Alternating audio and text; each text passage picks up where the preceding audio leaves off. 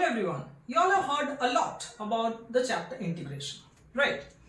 Now, you all can understand this much that this is a chapter which is going to be the game changer, whether it's going to be a CBSE class 12 or whether you are appearing for ISC class 12 or whether you are appearing for any competitive exams.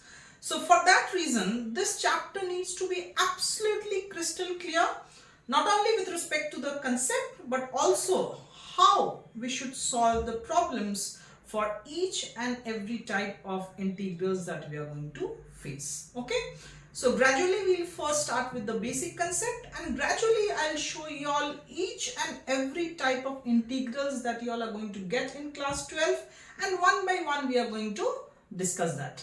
I'm Michael Dutta, you all are watching GANITMATICS. अब हर सवाल होगा solve.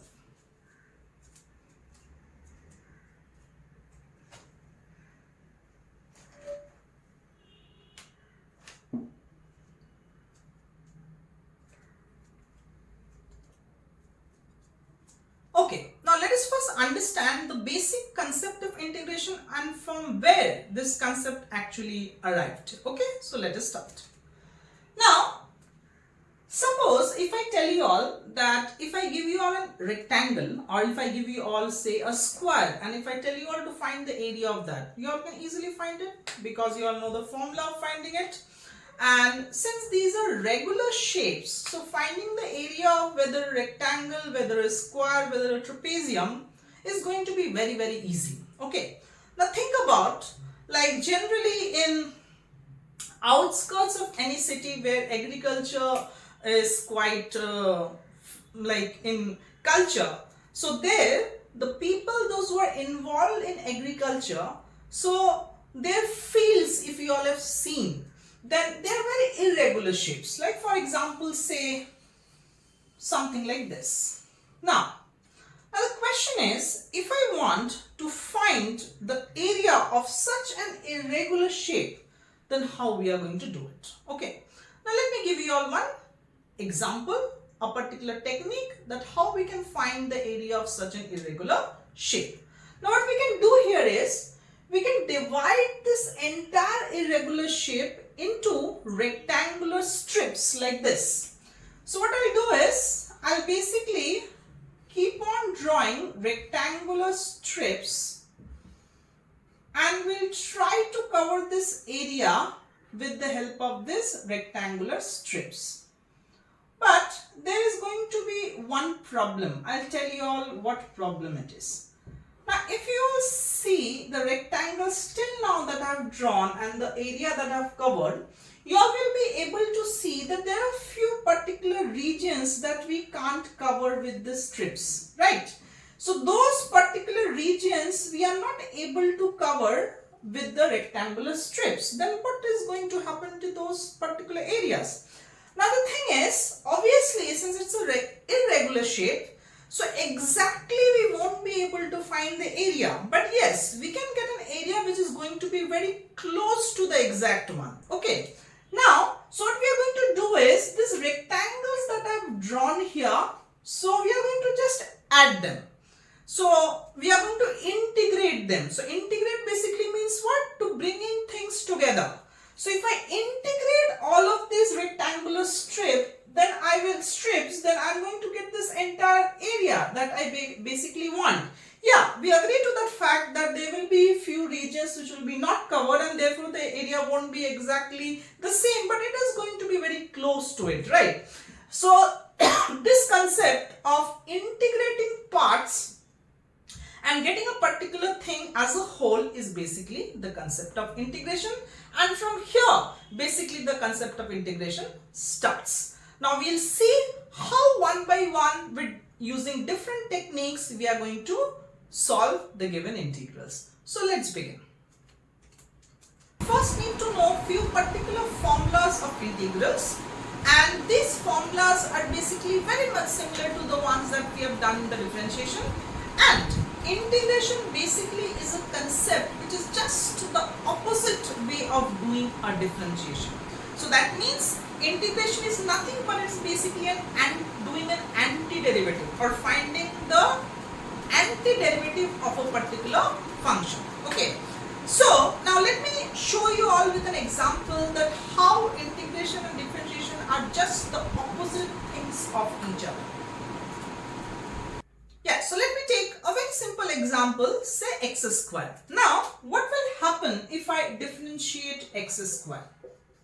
Now, those who don't have any concept regarding differentiation, then I will first suggest you all to check the above link and first go through the video of differentiation, because unless and until you all know what differentiation is all about, you won't understand integration. So before understanding integration, knowing differentiation is very, very required. So that's why you all first go through it, and if you are already aware of differentiation, then you all can continue. Yeah, so this particular function, if I differentiate, we all know that it's going to be 2x, correct? Right? Now, as I told you just now that this is differentiation. Now, integration is just the opposite method of doing a differentiation. So now what I'm going to do, so since after doing the derivation of x square, we have got 2x, then by the same logic, if I integrate 2x, then we should get x square by that logic. So let us check. Now, as I was telling you all that there are a lot of formulas that are required before starting with the integration. Now, all these formulas you all will get whatever textbooks you all are following, whether it's NCERT or whether it's ML Agarwal. So whatever books that you all are following, you all will find on the front page of that chapter, you all will get a list of formulas. So you all just need to go through those formulas. Okay. Now, so if I apply or if I find basically the integration of 2x, now this is the symbol of integration. Okay. So if I want to integrate any function, then we'll use this symbol and we have to write dx at the end, or whatever variable with respect to which we are integrating, that particular variable we need to use. Okay. Now if I integrate this, then 2 is a constant, so it will come outside. So we'll be left with x dx. Now if I apply this formula of the integration, it's x n plus 1 by n plus 1 plus c, where c is the constant of integration. Now this is very, very important that the integration force that we are starting right now, the integration is of two types. One is indefinite integrals and the other one is definite integrals. So right now that we are starting is the indefinite integrals. Definite integrals we will do later. Now what is the difference between these two? We are going to discuss that in due course of time. Okay. So now basically when I have explained you all that how we were integrating the rectangular strips to find the area of a particular irregular shape, you all have seen that there were few areas which we were not being able to cover, right? Now to cover those particular areas, so we are considering a constant here, which here we say the constant of integration. So constant of integration is not an exact value. So whatever error that we have while integrating those using the rectangular strips, that we are taking as the C, or the constant of integration. Okay. Now let's continue. Now if I integrate this part, so by this formula this will become x square by 2, and then obviously a constant of integration will be there, and if we cancel 2 and 2, we are getting x square. So the point is, whatever you differentiate, the value that you get or the answer that you get, the same thing if you integrate, you'll get back the same thing. So this proves the fact that differentiation and integration are just the opposite method of each other, or the opposite way of each other. Okay. Now let's start. Okay. So I'm going to discuss each type of sums that you all basically face. Now, just to consider for the time being, I'm following the NCERT. So from the NCERT, from each of the exercise, I'm going to show you all each of the types. The same type of questions you all will get in other books also of other boards. So I think after seeing all these types, you all will be clear, and then accordingly you all can solve similar type of sums. If you find any more difficulty or if you have more doubts, you can let me know in the comment box. Okay, so let's begin with the first sum. Now, there is a very general sum that we are starting with, is the exercise 7.1 of the NCERT. This is question number 17. Now, this is what we have to integrate. Okay, now what we are going to do is, if I observe, then we have basically three functions here. Okay, so we are going to separate them first in this way. So it will become, so first 2 will come outside as the constant, so it will be x square dx. Now for the second one, minus 3 will come outside, so it will be sin x dx. And for the third one, 5 will come outside and it will be root x. I'm writing as x to the power half dx. Okay, so I've separated all of them. Now let us do the first one. So if I use the formula, then this will become x to the power 2 plus 1. So that's x cube, and same thing we'll get in the denominator, so 3. Okay, minus 3 sin x, if we integrate, it should be cos x, and the sign is going to change. So this is going to be plus, and for the last one, we will be having x to the power half plus 1, so which will be 3 by 2, and the 3 by 2 we'll get here as well, plus c. Always remember, even if there are multiple functions, whenever you are going to integrate, even the first function, in whichever step you are going to integrate the first function, in that step only c should be introduced. And do mention there that c is a constant of integration, or you can also say that it's an arbitrary constant. Okay, so now if we further evaluate, we are almost done. So it's 2 by 3 x cube plus 3 cos x, and this is going to be 10 by 3 x to the power 3 by 2 plus c. So this is a very general type of sum, a very simple sum, just to explain you all that how we are going to write a particular sum of integration in exam. I hope this was pretty clear, because just formula based, we didn't need any tricks or techniques here that later on we are going to see in other sums. So now let us move on to our next special type of problem. We are going to learn 3 special techniques that we are going to apply in different type of sums. Sometimes it's mentioned in the question as well. So these 3 techniques are, the first one is doing the integration by using substitution. That's the first one. Second is using partial fraction. And the third one is using by parts. So one by one, we are going to learn these techniques in our consecutive sums that we are going to fix. This question is from NCERT exercise 7.2, question number 20. Generally, I'm choosing those sums which ones I feel that you all might face difficulty in. The straightforward ones I'm avoiding. Okay, so let us see this sum. This one we are going to do using the technique of applying substitution. Okay, now this is the question that we have. Now what we are going to do here is, now this time whenever we apply substitution, also we have to be very observant. We have to understand that which particular part we need to like substitute, and doing differentiation of that, we are going to connect with the other part of the question or not. So I think that will be more clear to all of you when you see this particular sum. Now see here, if I take the denominator as some other variable, so we'll get something like this. Like the denominator that we have, I'm assuming this entire denominator as a variable z, or any other variable of your choice you all can take. Now what you all do here, you all differentiate both sides.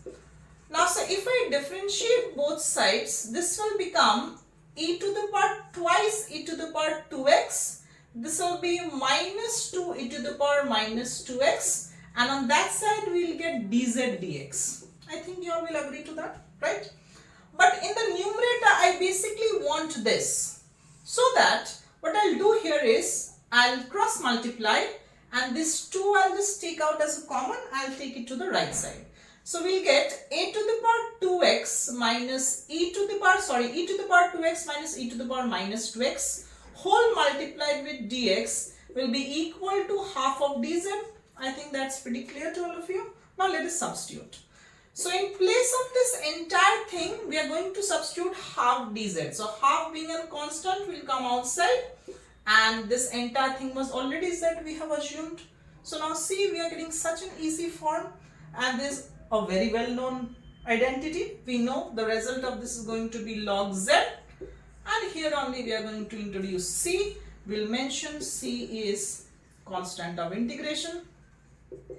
After that, now since z was our substitution, So we'll replace it back whatever we have assumed. So it will be half of log e to the power 2x plus e to the power minus 2x plus c. So this is going to be our final answer. Okay. So using substitution, this is how we can solve the integrals easily.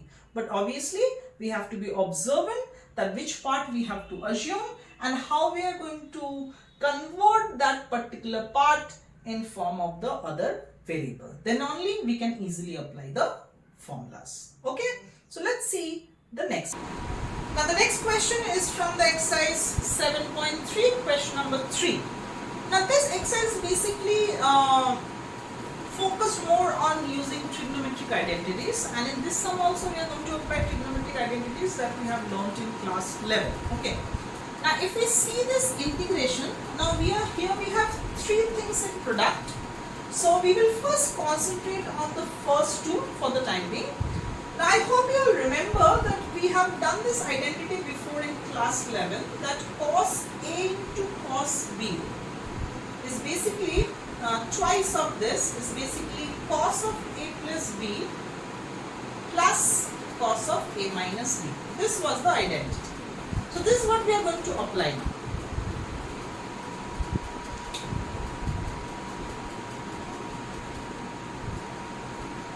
But as we can see here that this twice is not here. Okay. So I'm going to apply this identity on these two, but we'll introduce the two that we need to introduce so that we can apply this identity. So I'm going to multiply a half outside and then I'll introduce a 2 here. Okay. Now this half will remain outside, and on this part I'm going to use this identity.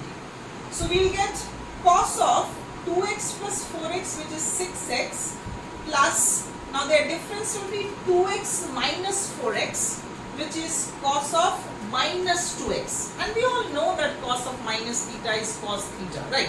So that's why cos of minus 2x I'll write as cos of plus 2x only, as they are basically the same thing. And then we have a cos 6x outside. Okay, I think this part is clear. Now we are going to separate them. So if we separate, we get something like this,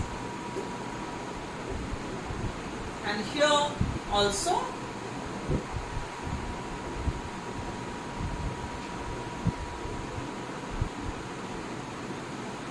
Okay, so here what we are getting, here we are basically getting, here you can also apply this one, okay, or you can also do, you can apply the formula of cos 2x, that also you all can do, whichever you all find it's easier for you all can do that. If I apply this one only, then in that case, it will be separated as, this will be cos of, oh, but before that we have to introduce a 2 once again, here also we have to introduce a 2 once again to apply this identity. So this will be cos of, the sum will be 12x, and this will be cos of 6x minus 6x will be 0, which is cos of 0 is 1. And for the second part, in the same way, we will be getting cos of 8x plus cos of 2x minus 6x will be minus 4x, which again I am writing as a positive angle as cos of 4x. Okay, now we can further break it. So this will be 1/4 cos 12x dx plus 1/4 dx plus 1/4 cos 8x dx plus 1/4 cos 4x dx. Now just simply apply the identities, we will get the answer. So the final answer I am writing on top. So it will be 1/4, this will become a 12 will come in the denominator, so that will become 48, and this will be sine 12x. Then the next one will be x by 4. Then the third one is going to be 1/32 sine 8x, and then the last one is going to be 1/16 sine 4x, and plus c. Do repeat, c is a constant of integration.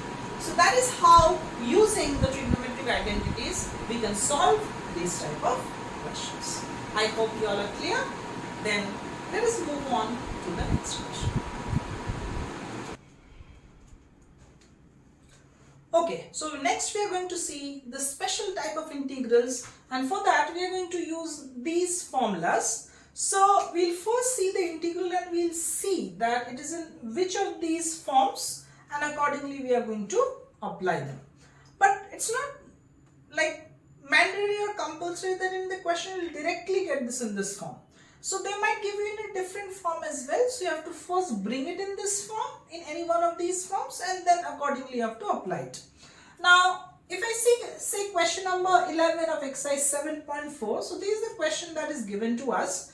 Now, if I try to relate this with the formulas that are given here, then it might relate to the third one. Okay. Now, how that I'll make you all understand. Now, see here, the denominator that is given to us, first we'll try to write it as a square term. Okay. And square term by square term, I basically means the form they have given, which is a quadratic function. So we'll first try to convert in the form of a plus b whole square, as the second term is positive. That's why. Now, if I want to do so, now see that the first term is already a positive term. Okay. So, and it's a square term. So, 9x square we can write as 3x whole square. I think there is no problem in that.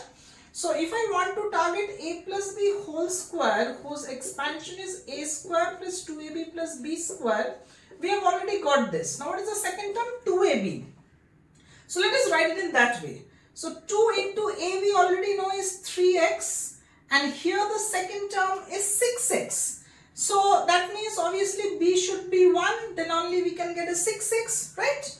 And therefore, here b square should be 1 square then, right? But the constant that is given here is 5, and here we are getting a 1. So that means how much more I need to add here? 4, right? So now it is matching, it's satisfying it. Now we'll continue.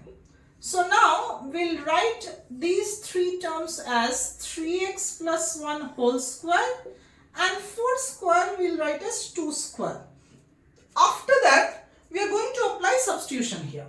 So what we'll do is, we'll assume 3x plus 1 as a variable, say z.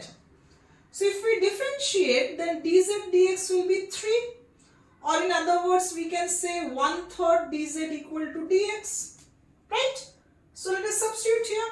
So it will be 1/3 dz by z square plus 2 square. Now if you see this form, so you all will understand is actually this one, right? So let's apply this form. So this will be 1 by 3, the formula is 1 by a. Here a is 2, so it will be 1 by 2, and it will be tan inverse z by 2 and plus c. C all will mention is the constant of integration. Now let us replace z again. So it will be 1 by 6 tan inverse. So it will be 3x plus 1 by 2 plus c. So this is how, using these special integrals, we can solve this. Now the next technique that we are going to learn is a very important technique in integration, that is partial fraction. So basically in this method what we do is, instead of integrating an entire function as a whole, we break it into few parts and then separately integrate it. Okay.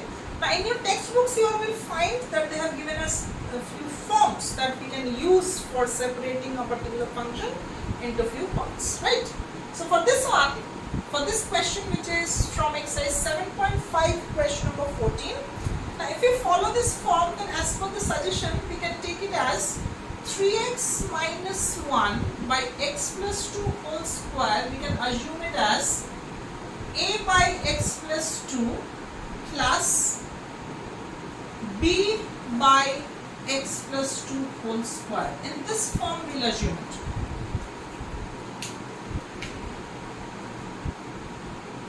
Then we are going to do the LCM. So we will get x plus 2 whole square. So this one will be multiplied with the x plus 2 and this will be b only.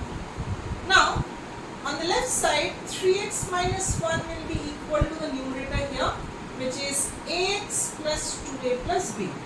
Now just simply compare the corresponding coefficients on both the sides. So if I compare the coefficient of x on both the sides, then we can see that a is 3 and 2a plus b will be equal to minus 1. So we will substitute a here. So 6 plus b will be minus 1. So b will be minus 7.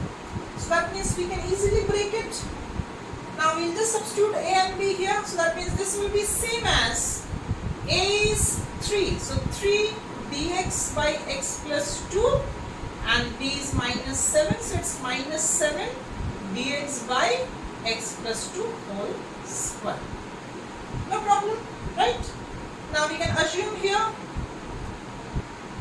So x plus 2 we can assume as z.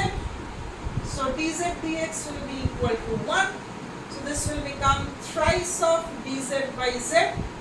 And in the same way, this will become dz z square. So when we go up, it will become z to the power minus 2. All good? Now, so this will become thrice of log z. And this, as per the formula, it should be a negative. So it will become plus. And minus 2 plus 1 will be z to the power minus 1, which means 1 by z. And plus c, you all know, is the constant of integration. So that will be 3 log x plus 2 plus 7 by x plus 2 plus c. So that is how, using partial fraction, we can separate a particular function into 2 or more parts, and then separately we can integrate it. So let us first understand that how we are going to do it. So like if you all remember, when we have done differentiation, there was one differentiation of product of two functions which we used to call it as the UV form.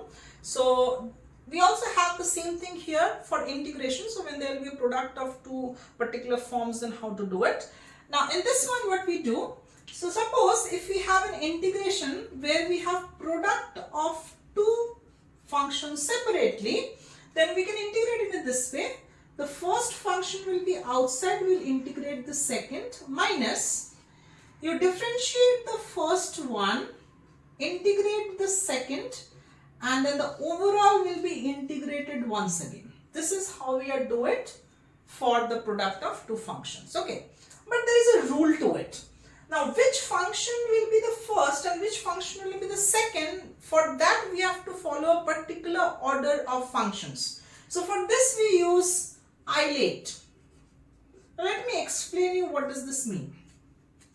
So this preference we have to follow. So the whichever is occurring first, that should be always given the preference as the first function out of these two. Let me tell you all the full form of this. I stands for inverse, L stands for logarithmic, A stands for algebraic, T stands for trigonometric, and E stands for exponential. So whatever functions are given to you, you first see them and always give this preference from the beginning. So if you have inverse function, always give inverse function the first preference to be the first function. Then it will be easier for all of you. So using this technique, let us solve this question from exercise 7.6 of NCERT, question number 11. Now here we have x cos inverse x divided by square root of 1 minus x square. Now we might consider here as three functions separately, but we don't need to do that. Here we consider this entire thing x by square root of 1 minus x square as one function and cos inverse x as the second function. So which one is the first preference? Inverse. So that means here cos inverse we will consider as the first function and x by square root of 1 minus x square we will take as the second function, because algebraic comes much later inverse. Okay, now let us apply that form. So then it will be cos inverse x, then we will integrate this, then minus, it will be differentiation of cos inverse x, then integration of x dx by square root of 1 minus x squared, and then overall integration once again. Okay.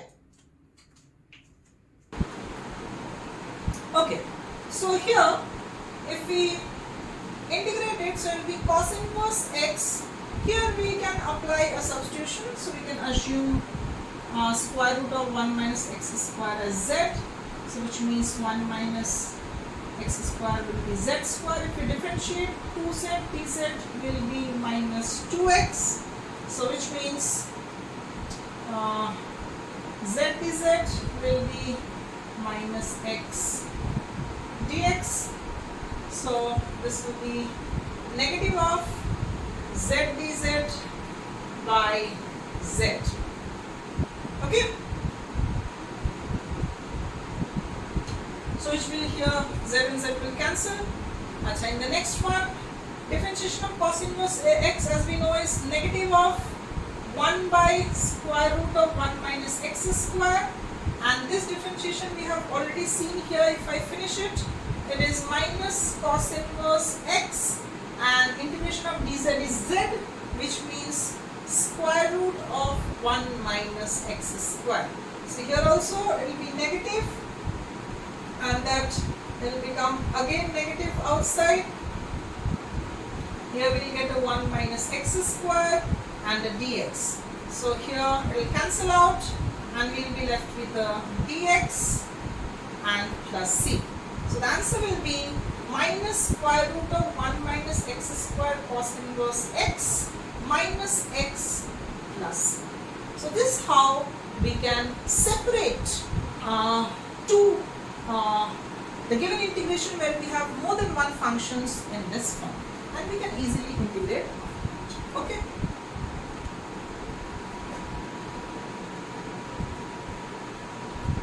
Okay, so we are towards now the last part of the indefinite integrals.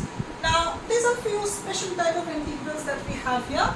So, if we have our integrals in any one of these three forms, then we can apply these particular formulas. Now, to show how to apply, so let us take one example, that is exercise 7.7 question number 5 we are discussing. So here you all can see that we have this one given. So we will again in this question try to write it as a square form. As you can see, each of these three forms demands square forms. So here what we can do is, first of all you see that x is a square term already. Now what we will do here, we can write it as, we will take minus common, and we will write the two forms as x square plus 4x inside the bracket. Okay. Now, if I want to convert it in a plus b whole square form, which is a square plus 2ab plus b square. Now, first one is already a square term, as we can see. So the second one, 2ab, we can write as 2 into a is x. So now since here we have a 4x, so that means b should be 2 then. So this is 2, and therefore b square should be 2 square and dx. Now this 2 square that we have introduced, so we have to subtract it once as well. So we will subtract it as minus 4, so that it satisfies the previous step. Now we will open the bracket. So this will be 1. Now this minus 4, I will bring it outside the square root. So that will become a plus 4. And rest here, we will keep rest 3 as x square plus 4x plus 4. Now this is actually in the square form, so which is 5 minus x plus 2 whole square. Now x plus 2 we can assume as a variable, like say z. So dz dx will be 1. Now we will replace it. So this will become integration of 5 is now square of root 5 minus z square, and this will become dz. So if we see the form, there is actually this form we are going to apply. So this will become z by 2 square root of 5 minus z square plus 5 by 2 sine inverse z by root 5 plus c. Do mention c is a constant of integration. And now we will replace z back. So it will be x plus 2 by 2 square root of 1 minus 4x minus x squared. So basically when you substitute z square here, you'll get back to this form only, plus 5 by 2 sine inverse x plus 2 by root 5 plus. So this is how we can solve this type of special integrals. So now we come to the end of this video, and this is the entire concepts that we all need for indefinite integrals. Now I do understand that we haven't covered the definite integrals part, but for the definite integrals part I'll make a separate video, so you all can go and watch that video to understand the definite integrals. For the time being, that's all from this video. I'm Michael Dutta. You're watching GANITMATICS.